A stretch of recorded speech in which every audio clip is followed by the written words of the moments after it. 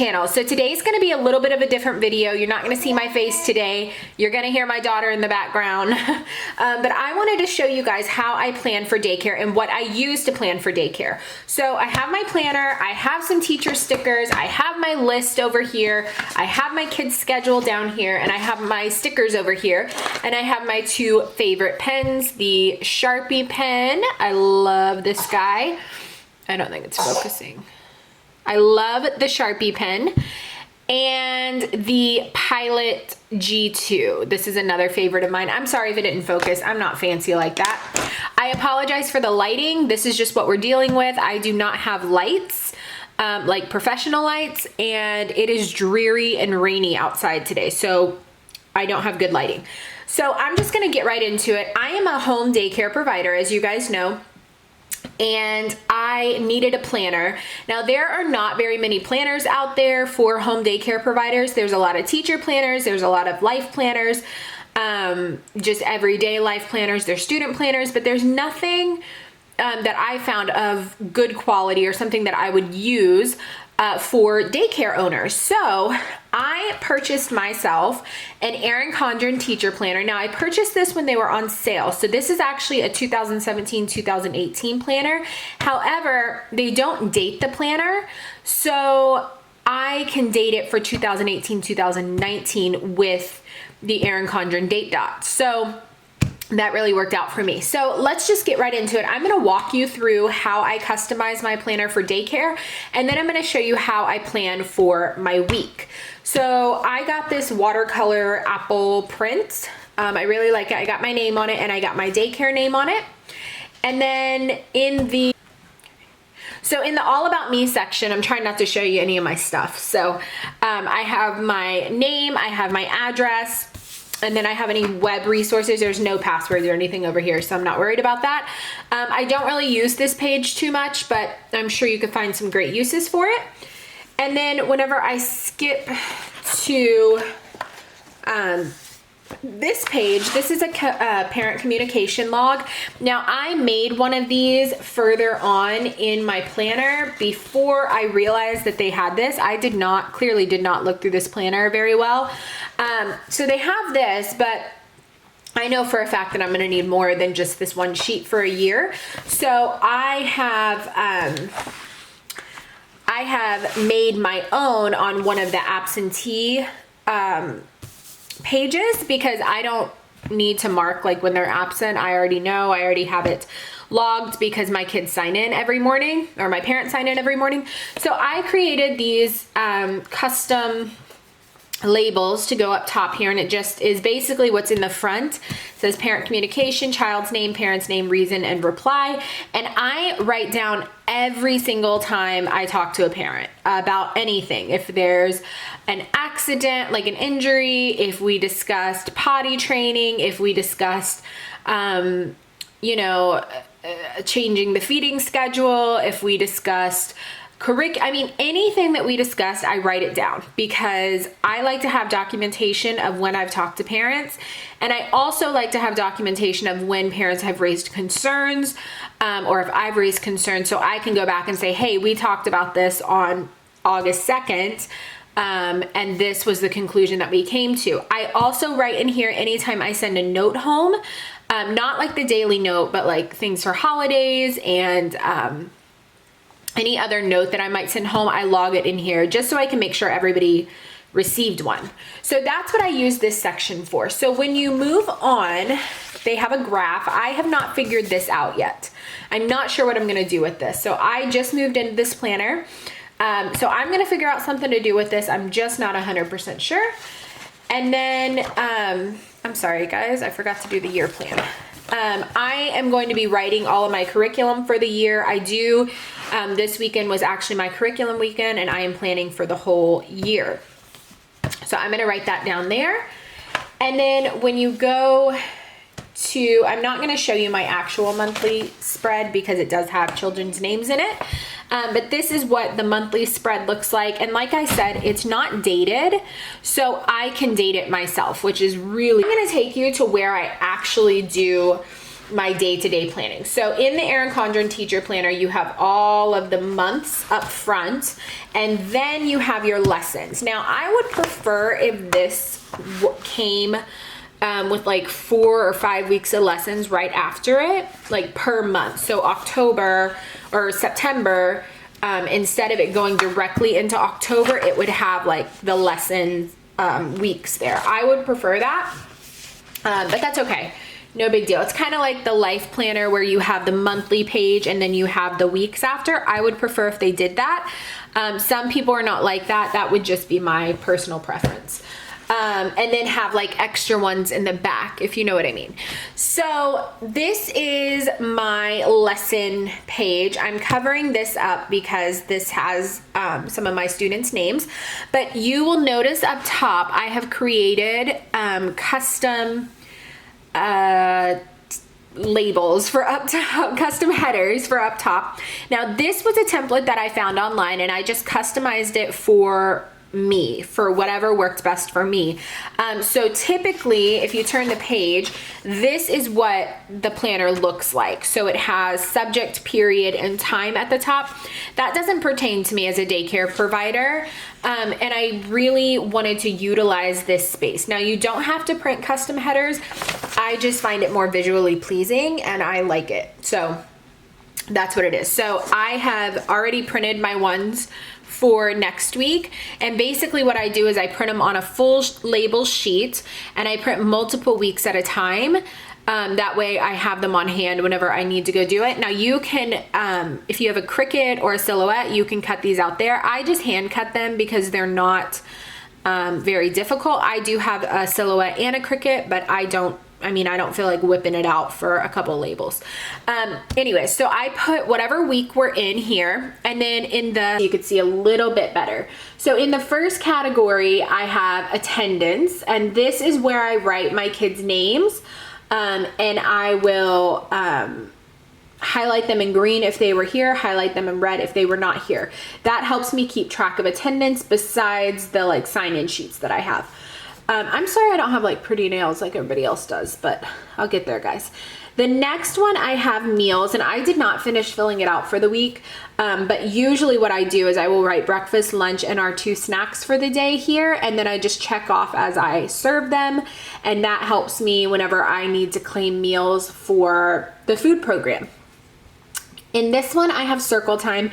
Now, I have changed this in next week's spread because I pretty much plan the same thing for circle time every day, if you can see. And I felt like this was just wasted space. So I have this one that says theme activity, and that one is gonna go here next week instead of circle time. And then over here I have fine motor. We do some sort of fine motor every day. So depending on my group of kids. So right now I have some younger kids, so I try to pick things that they could do: Play-Doh with tools, cutting, stamping, Play-Doh with tools, and then coloring. And that way I know like what I need to bring out for the day. And then over here I have art, and I will just write whatever art we're doing that day. I try to do 2 days of free art, just like coloring or cutting or gluing, whatever they want to do that day. And then the other days I try to have some sort of themed craft. And then over here, this one, it's called nap time, or it's labeled nap time. And this is the stuff that I do during nap time. So I really try to continue to work during nap time and not get lazy. There are some days when I just sit and watch TV, but I really try to get some work done. That way I don't have to do it after work. So like Wednesday, I did folders, which is basically putting their daily notes in and any parent correspondence that I need to put in. I do my daily chore. I have a chore every day that I do during nap time. And then I will usually do a Facebook post, or try to do a Facebook post. And then I will update Minute Menu, which is the program that I use. It's actually called Kid-Care now, but I will update that for my meals that day. Then my last section is a notes section. Now I use this to mark down if I need to send out a note that day, if a parent said something that day that I need to write down if a kid was complaining about not feeling well, or they hurt themselves, or if I had to send home an incident report or whatever, anything that stood out to me that day, that's what I write. Because there's a lot of days when, you know, things slip by you. You're human, and I have 5 of my own kids plus daycare. So things are gonna slip by me. And so I try to be diligent and write things down. Anything that stood out to me that day, I try to write it down. And that way, at the end of the day, I can tell Sally's mom, hey, Sally was saying that her arm was hurting or whatever. And then I just check it off so that I know that I corresponded or that I communicated that with the parents, and I'm good to go. So that way, if they come back and say, hey, Sally is saying her arm hurt, I can say, yeah, remember I told you on Monday that she said her arm was hurting. So I just write any of this stuff down just to kind of keep my thoughts organized, keep everything organized. I'm using like a Erin Condren planner here, sticker pack here to cover things up. But that is that page. So it's not super fancy. I'm not a very pretty planner, but this works for me. This is customized enough for me, and I feel like I'm getting good use out of my teacher planner. So I'm gonna move on to the next week, and I'm gonna show you how I actually plan for the week. Okay guys, so here I just have my weekly menu. This gets sent out to the parents each week, so they kind of know what we're having. I do provide 2 snacks and 2 meals a day, so breakfast, lunch, AM snack, and PM snack. I have kids that are here from 6:45 to 5:30, so they need plenty of food. So this is what it looks like, and I'm just gonna take this and fill it in here. And this just helps me keep track because I don't always have this visible to me. So it's just easier if I write it in here, and then I can take this to the grocery store with me so I know what I need to purchase. So we're gonna get started. I'm gonna use that stencil again. Actually, no, I'm not. I'm not gonna do that. So here I will just write breakfast, and then here I'll write what we're having, and then here I will write lunch, write what we're having, and then here I'll write snack, and then I have 2 lines for one for AM snack, 1 for PM snack. So, all right, you guys, I have all of my meals planned out. Now this, I'm so sorry about my handwriting. My handwriting is terrible this morning. Does anybody else have like times when your handwriting is really good and then times when you write like a kindergartner?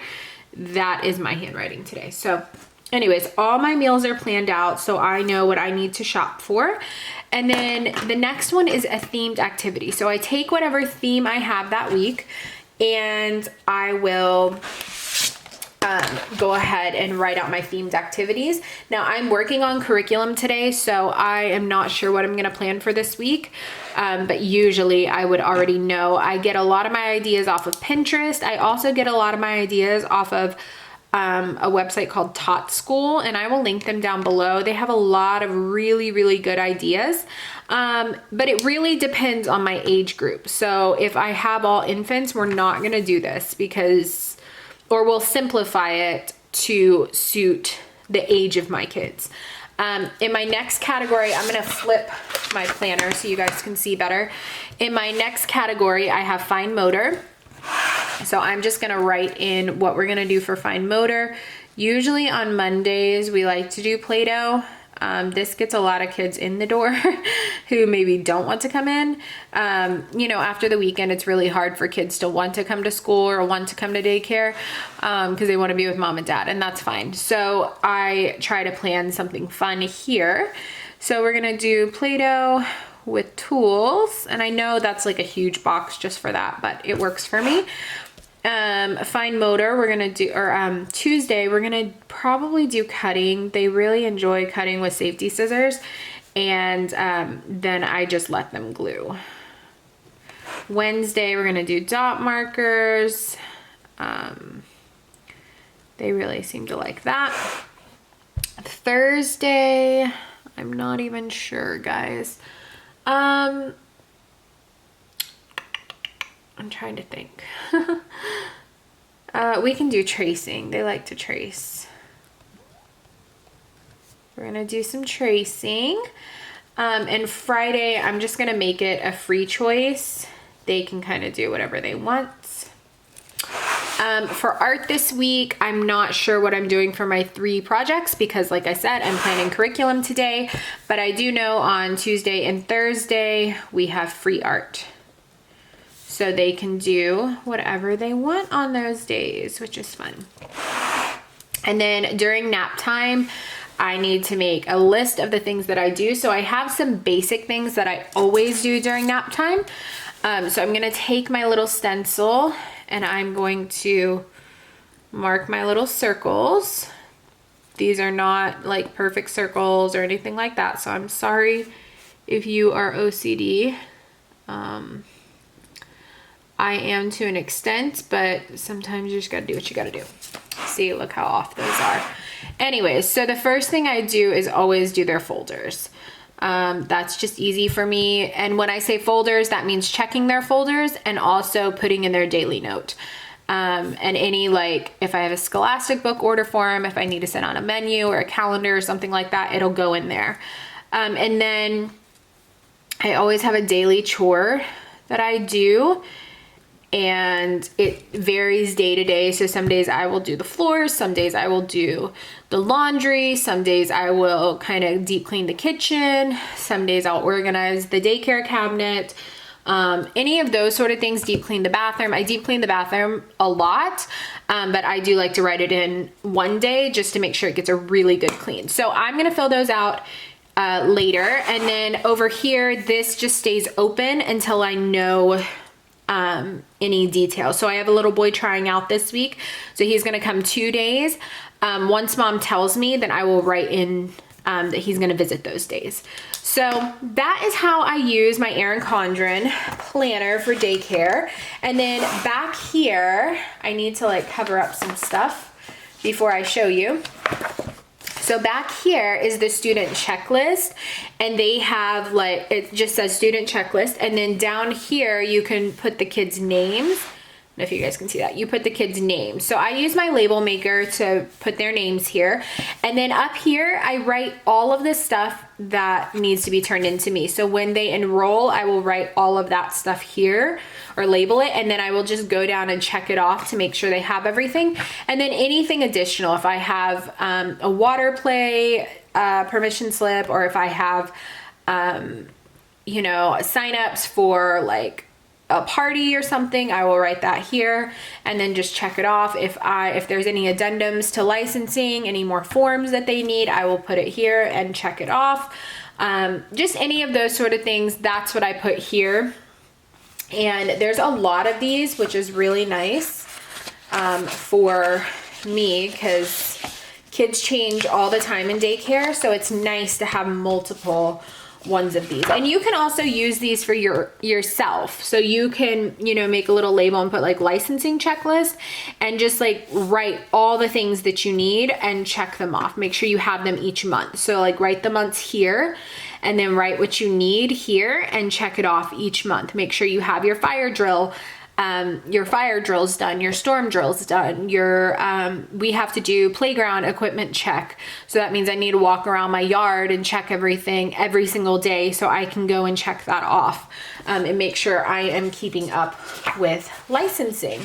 And then that's pretty much it. They do give you some cute little stickers in the back. They're like little foil stickers. A lot of these stickers don't pertain to me. So things like testing, or field trips, we don't go on field trips here. IEPs, I don't need any of that. Conferences, I don't need that, but you know, they're still kind of nice to have. And then I use these guys a lot. These are like the little labels. Let me turn it around so you guys can see them. These are like the labels, and I use these a ton in my monthly spread. Usually what I will do is I will give each child a color, so I know if I see an orange sticker, it has something to do with my daughter. Or if I see a purple sticker, it has something to do with Sally or whatever. So I know what child I'm looking at. That way I don't have to write their name every time. And this kind of overflows into my organization system here at my childcare. I already have all the kids are assigned a color anyway, so this is really nice to have. I can continue the color coding into my planner. And then we have a whole nother section as well. These are little flag ones. And you can see I use these guys a ton. And then in the back, you just have a pocket. I don't really keep anything in there. I don't know why, I just don't.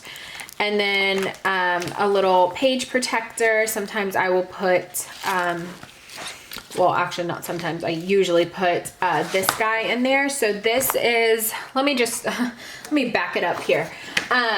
So I make this at the beginning of every year. Let me turn you guys around so you can see.